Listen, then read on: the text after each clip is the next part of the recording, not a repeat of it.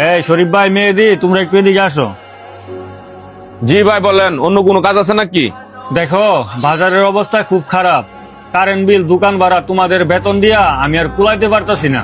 ভাই ঈদ মাত্র শেষ হয়েছে, আমরা চেষ্টা করতেছি কাস্টমার ধরার লাগিয়া। ব্যবসায় লাভ হইতাছে না।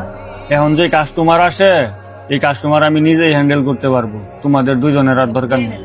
মহাজন এইসব কি বলেন? এখন যদি আপনি কাজ থেকে বার করে দেন আমরা কই যামু?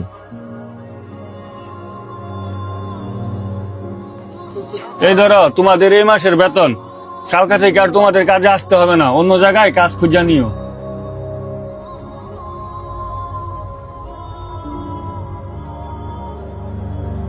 শুরু ভাই, চাকরিটা গেছে গা, বাইর গিয়ে কেমনে মুখটা দেখামু?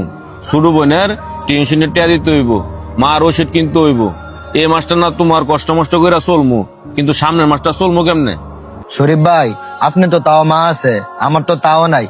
বাড়িতে ফঙ্গু একটা বাবা আছে, তাও আবার বিছনাথ পড়া রয়েছে। বাবার ওষুধ কিনলে ঘর ভাড়া দিতে পারি না, ঘর ভাড়া দিলে বাবার ওষুধ কিনতে পারি না। আবার চাকরি ঢ গেছে গা, কইছে এ পুরা মাসটা আমি কেমনে চলি? বাইরে মালিকে তো বুঝলো না আমাদের মতন গরিবের কষ্ট।